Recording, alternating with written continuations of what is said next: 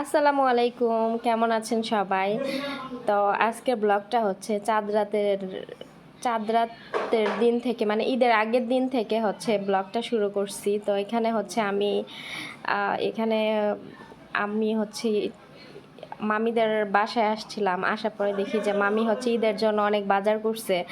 তো এগুলো আমি একটু শেয়ার করতেছিলাম, যেহেতু মামি বের করতেছে হচ্ছে গুছাবে। তো আমি একটু ভাবলাম যে আমি একটু ভিডিওতে শেয়ার করি যে কী কী বাজার করলো মামি। তো এখানে হচ্ছে অনেক ধরনের বাজার ছিল, বাজারের আইটেম ছিল। তো এক এক করে আমি বলতে পারবো না, আমার মামাতো বোন হচ্ছে এক এক করে সব দেখাচ্ছে।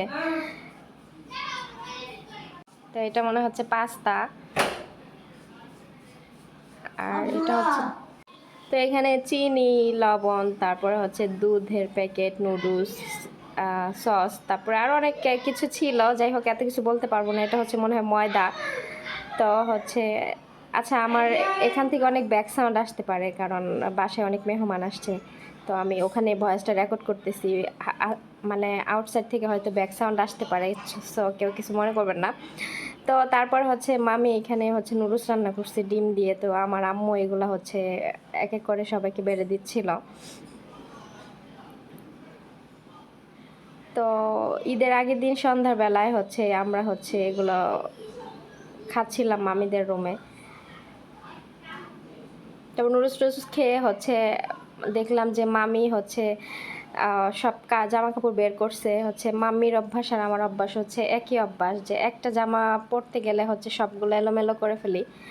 তারপরে হচ্ছে আমি সবগুলো জামা এখানে বের করছে, গুছাবে এগুলা। তা আমি আবার এখানে আবার একটু ভিডিও ক্লিপ নিতেছিলাম, যে মামি ভাগ্নির সব একই স্বভাব দুজনেরই।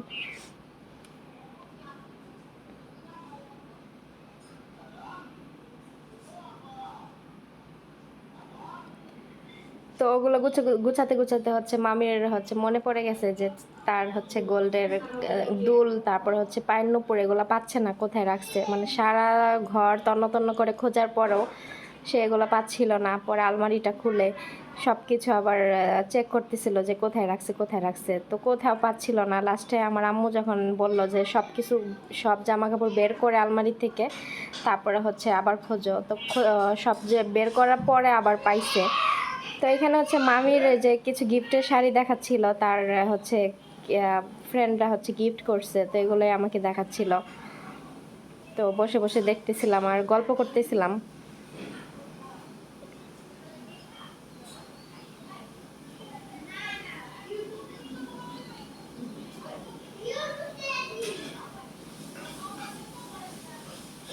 এই সাদা শাড়ি, লাল লাল পাটটা, মানে এই শাড়িগুলো পরলে খুবই ভালো লাগে। মানে রিজনেবল প্রাইজের মধ্যে এই শাড়িগুলো অনেক বেস্ট।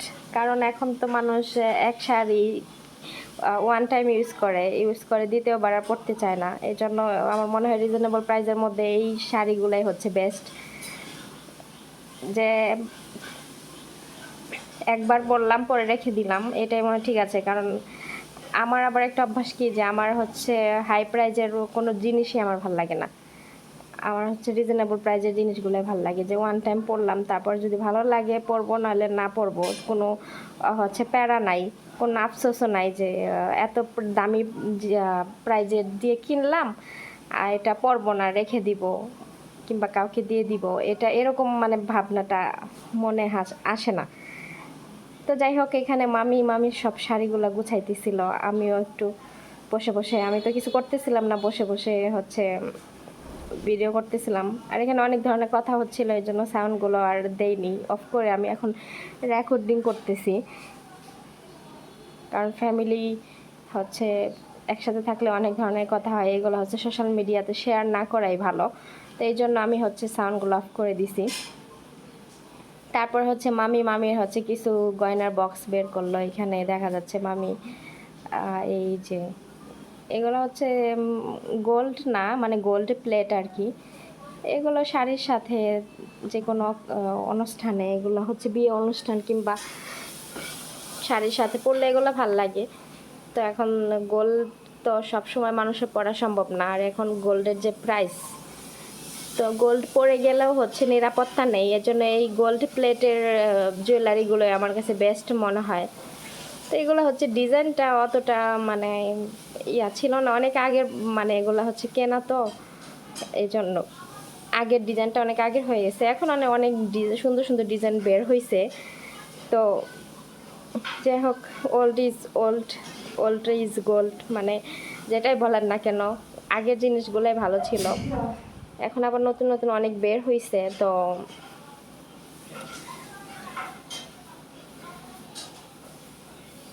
তো এখানে আমি সব কিছু দেখতেছিলাম মামির, যে মামির কি কি আছে। তো আমার পরার মতো কিছুই ছিল না, কারণ এত ভারী ভারী জিনিস আমার ভাল লাগে না কখনোই। আমি সবসময় সিম্পল জিনিস পরতে পছন্দ করি, এত গর্জিয়াস আমার কখনোই ভাল লাগে না। তো এখানে আরেকটা হচ্ছে নেকলেস দেখতেছিলাম, এটা একটু গ্লাস সিস্টেম, ভালোই লাগতেছিল। তারপরে দুইটা হচ্ছে জুয়েলারি আমি একসাথে রেখে একটু শ্যুট নিতেছিলাম। তারপর হচ্ছে চলে গেলাম হচ্ছে আবার সিটি সেন্টারে, ওইখানে যাই হোক একটু ভিডিও নিতে চাচ্ছিলাম। তারপর ভাবলাম যে আবার ভিডিও নেওয়া যাবে কি না, এই জন্য আবার অনেক আমার আসলে আমি এতটা কমফোর্টেবল ফিল করি না যে মানুষের সামনে ভিডিও নিতে, আমার এতটা কমফোর্টেবল না। এই জন্য আমি বাইরে গেলে ভিডিও নিতে পারি না, আমার লজ্জা লাগে। যাই হোক, নতুন নতুন ব্লগ শুরু করেছি তো হয়তো এই জন্য আস্তে আস্তে পুরাতন হয়ে গেলে এই বিষয়টা আমার হচ্ছে ক্লিয়ার হয়ে যাবে। তারপরে এখানে আমি বাসায় এসে নিজেকে একটু দেখতেছিলাম ক্যামেরায়, যে নিজেকে কেমন লাগতেছে। তো আর কি, এটা মনে হয় আমি সকালে ঘুম থেকে উঠে এটা করতেছিলাম ঈদের দিন সকালে। তারপরে ঈদের দিন সকালবেলা হচ্ছে আমি হচ্ছে আমার বিছানাটা চেঞ্জ করব, বিছানার চাদর। তো এখানে আম্মু হচ্ছে বিছানার চাদর বের করে দিছিল, আমি কাভারগুলো দেখতেছিলাম যে চাদরগুলো কেমন। আসলে আমার হচ্ছে আমার ফ্যামিলির সাথে থাকা হয় না, আমি অনেকটা দূরে থাকি। আর কোথায় থাকি সেটা আমি অবশ্যই আপনারা নিজেই বুঝতে পারবেন একটা সময়। এখন আমি এই বিষয় নিয়ে কোনো কথা বলবো না। তো আমাদের ঘরে কোথায় কী আছে আমি এখন পর্যন্ত নিজেও জানি না। আমি যেটাই আমার প্রয়োজন হয় এটাই আমার আম্মু বের করে দেয়। তারপরে আমি একা একাই এক হাত দিয়ে ক্যামেরা ধরে হচ্ছে আমি বিছানার চাদরটা আমি উঠিয়ে নিচ্ছিলাম। তো এক হাতে ক্যামেরা, এক হাতে হচ্ছে চাদর, এগুলা তারপরে একটু ঝেড়ে নিচ্ছিলাম ঝাড়ু দিয়ে। নিজে নিজে ভিডিও শ্যুট করা আর হচ্ছে ক্যামেরা ধরা আসলে অনেকটাই ডিফিকাল্ট হয়ে যায়, মানে মনে করেন ধরেন প্যারা হয়ে যায়। যাই হোক, একটুখানি চাদর বিছালাম।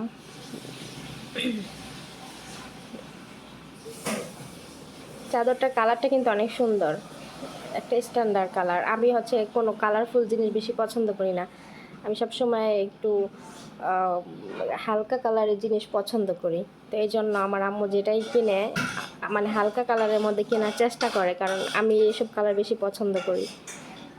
তারপরে হচ্ছে এই তো বিছানাটা গুছিয়ে নিলাম, চাদরটা বিছিয়ে নিলাম, বালিশের কাভারগুলো লাগিয়ে নিলাম। তো এই যে বিছানা সুন্দর লাগতেছে। তারপর রান্নাঘরে এসে দেখি আমার আম্মু হচ্ছে এখানে গরুর মাংস বোনা করতেছিল। আমি হচ্ছে গরুর মাংস আমি অতটা পছন্দ করি না। আসলে গরুর মাংস আমার অতটা পছন্দ না, তারপর হচ্ছে সবাই অনেক পছন্দ করে। আর সবসময় তো মুরগি খাওয়া সম্ভব না, মুরগি সবসময় খেতেও ভালো লাগে না।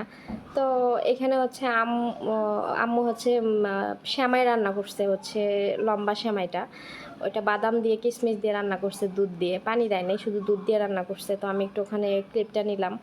আর এখানে আমি কিছু হচ্ছে হ্যাঙ্গার নিয়েছি, এটা হচ্ছে ওয়াল হ্যাঙ্গার। এখানে আমি এটা সেট করে আমি বিভিন্ন হচ্ছে করব। এখানে কিছু ওয়ালমেট আছে, এগুলো হচ্ছে লাগাবো।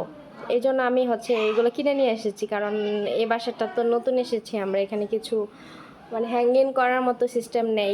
তো যাই হোক, হ্যাঙ্গিং করার জন্য আমি এগুলো নিয়ে আসছি।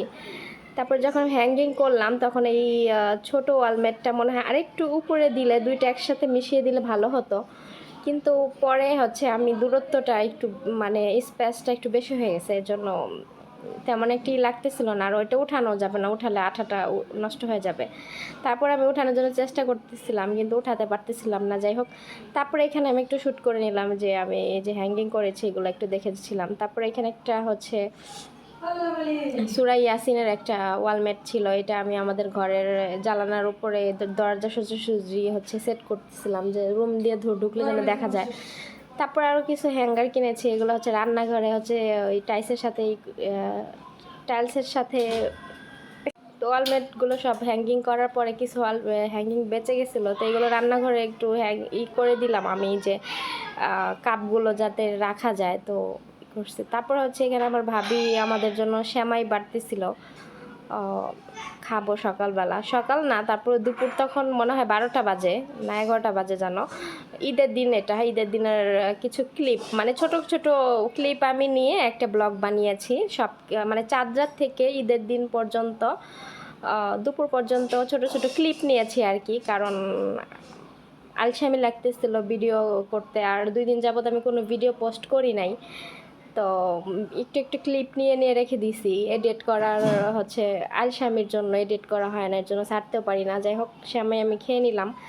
তারপরে এখানে হচ্ছে আমি রোস্ট খাবো দেখে আম্মু মুরগিটা হচ্ছে ঈদের আগের দিন এনে রাখছিল, এনে পরিষ্কার করে রেখে দিছিল, তো আম্মু এখানে রোস্ট হচ্ছে ভাজতেছিল। তো এখানে রোস্টের তারপর হচ্ছে এখানে গরুর মাংস রান্না হয়ে গেছে, এখানে পোলাও রান্না করছে, সব কিছু দেখতে পারতেছেন অল্প অল্প, কারণ আমাদের বাসায় কোনো মানুষজন নেই, আমি আম্মু আর ভাবি। আর ঈদের দিন তো বাসায় মেহমান, কোরবানি ঈদে কেউ কারো বাসায় মেহমান যায় না, এটা তো সবাই জানেন, হয়তো ঈদের পরের দিন থেকে আসা শুরু করে। তো এই জন্য আম্মুরে বলতেছিলাম যে সব কিছু অল্প অল্প রান্না করো, যাতে আমরা অল্প অল্প মানে খেয়ে খেয়ে শেষ করে ফেলতে পারি, নাহলে এগুলো পরে থাকলে ভালো লাগবে না। আর বাসি জিনিস আমার অতটা খেতে ভালো লাগে না, ফ্রিজে যেসব জিনিস মানে বাসি থাকে ওই জিনিসগুলো আমি বাসি জিনিস খেতে পছন্দ করি না, এর জন্য আমি যেটাই রান্না করে অল্প অল্প রান্না করতে বলি। তারপরে এখানে হচ্ছে রোস্টের জন্য আমার আম্মু হচ্ছে পেঁয়াজগুলো কিছু বেরেস্তা করে রেখে দিল, তারপরে আর কিছু পেঁয়াজ হচ্ছে এখানে তেলে দিয়ে ভাজতেছিল, এখানে দিছিল তেল আর পেঁয়াজ, তেজপাতা আর কিছু গরম মশলা। তারপরে এখানে দুধের সাথে আমি একটু লেবু দিয়ে হচ্ছে একটু টক দই বানিয়ে নিয়েছিলাম, কারণ টক দই ছিল না বাসায়, তো টক দইটা বানিয়ে নিলাম বাসায়। আর এখানে হচ্ছে রেডিমিক্স রোস্ট মশলা আনছিল রাঁধুনি, রেডিমিক্স, তো রোস্টের মশলা দিয়ে হচ্ছে আজকে রোস্টটা রান্না করা হবে। এই রোস্টের মশলা থাকলে আর কোনো মশলা দিতে হবে না, এই 1 প্যাকেট মশলা দিয়ে আমি হচ্ছে 2টা মুরগি রোস্ট করে নিয়েছিলাম। তো যাই হোক, পেঁয়াজগুলো ভেজে তারপরে হচ্ছে রোস্টের মশলাটা দিয়ে দিলাম। হ্যাঁ, অল্প একটু এখানে লেখা আছে যে আদা রসুন পেস্ট দিতে হবে না, তারপরও আমরা একটু একটু দিয়েছিলাম, কেননা এখানে যে মশলাতে আদা রসুন থাকে ওইটাতে আমি মনে করতেছিলাম না যে এটাতেই হবে, আর একটু লাগবে, এজন্য আমরা কাঁচা আদা বাটা রসুন বাটা এগুলো একটু দিয়ে নিয়েছিলাম। তারপরে এখানে মশলাটা এখন কষানো হবে, তো টক দইটাও দিয়ে দিল আম্মু। মানে আমার আম্মু হচ্ছে রোস্ট রান্না করতে পারে না, আমি বলে বলে দিচ্ছিলাম দাঁড়িয়ে, আমার আম্মুই রান্না করতেছিল। তো এইভাবে মশলাটা ভালোভাবে কষাতে হবে, যতক্ষণ পর্যন্ত মশলার থেকে তেল উপরে না উঠবে অতক্ষণ পর্যন্ত কষাতেই হবে, কারণ আপনি যে কোনো কিছুই রান্না করবেন তো মশলাটা ভালোভাবে কষালে রান্নার টেস্টটাও কিন্তু আরও বেড়ে যায়। আর মশলা না কষালে হচ্ছে মশলার একটা কাঁচা কাঁচা গন্ধ আসে। যাই হোক, এই যে মশলা কষানো হয়ে গেছে, দেখছেন মশলার উপর থেকে তেল উঠে গেছে, তো মশলা এইভাবেই কষানো হয়ে গেছে। তো আমি হচ্ছে এক এক করে যে ভাজা মুরগির পিসগুলো দিয়ে দিতেছিলাম।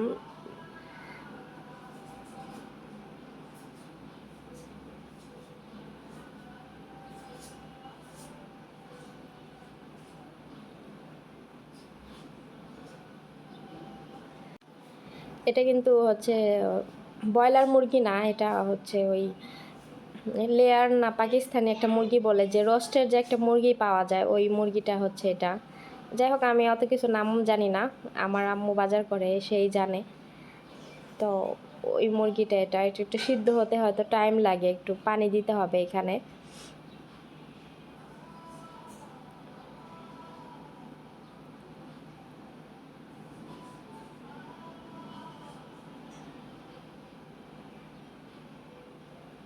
তো ভালো করে লাইড়া সাইড়া আমি উল্টায় পাল্টায় নিতে আসছিলাম। আমার ভাষা নিয়ে কেউ কিছু বলবেন না, কারণ আমি আমার ভাষা নিয়ে কথা বলতে পছন্দ করি। অনেকে আছে যে নিজের ভাষা রেখে একটু শুদ্ধভাবে বলার চেষ্টা করে, কিন্তু তার শুদ্ধভাবে কথা বলতে গেলেও কিছু কিছু কথা বেঁধে যায় তাদের মুখে, তখনই বোঝা যায় যে সে আসলে শুদ্ধ ভাষা কথা বলার জন্য অভ্যস্ত না। একটু ট্রাই করতে চাই আর কি, কিন্তু হয় না। তো যাই হোক, এখানে আমি মশলার সাথে মুরগিগুলো ভালো করে নেড়ে চেড়ে দিয়ে এখানে পানি দিয়ে দিতেছিলাম। এখন পানি দিয়ে ঢেকে দিব।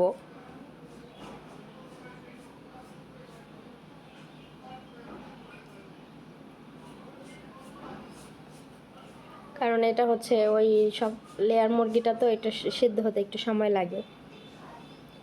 তারপরে হচ্ছে রোস্টের আর কোনো শ্যুট নেওয়া হয়নি, আমার আর মনে ছিল না, এজন্য আর কিছু নেওয়া হয়নি। তো ঈদের দিন হচ্ছে সারাদিন, ঈদের দিন আর কোথাও যাওয়া হয়নি, রুমের ভিতরে ছিলাম। সন্ধ্যাবেলায় হচ্ছে মামিদের উপরে আসছি, আসার পরে দেখি মামি এখানে হচ্ছে মুরগি দিয়ে হচ্ছে পাস্তা রান্না করতেছিল, সাথে হচ্ছে এটা হচ্ছে সস।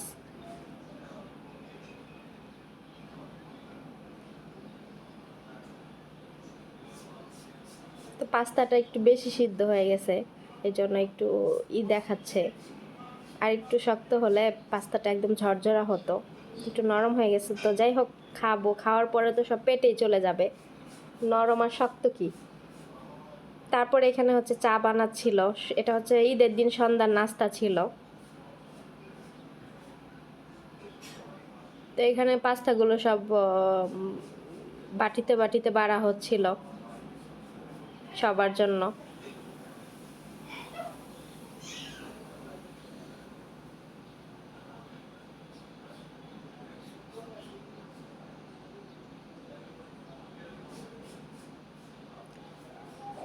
তারপর আমি গিয়ে ওখানে হচ্ছে ড্রয়িং রুমে বসলাম, এখানে হচ্ছে সবাই বসে একসাথে খাওয়া দাওয়া করব।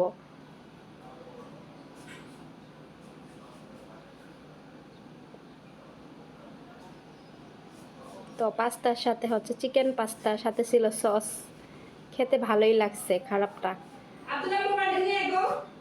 তারপরে এখানে হচ্ছে চা দিচ্ছিল, চা বানানো হয়েছে, চা দিচ্ছিল সবাইকে। তো আমার চার প্রতি কোনো নেশা নেই, আমি হচ্ছে চা খাইনি।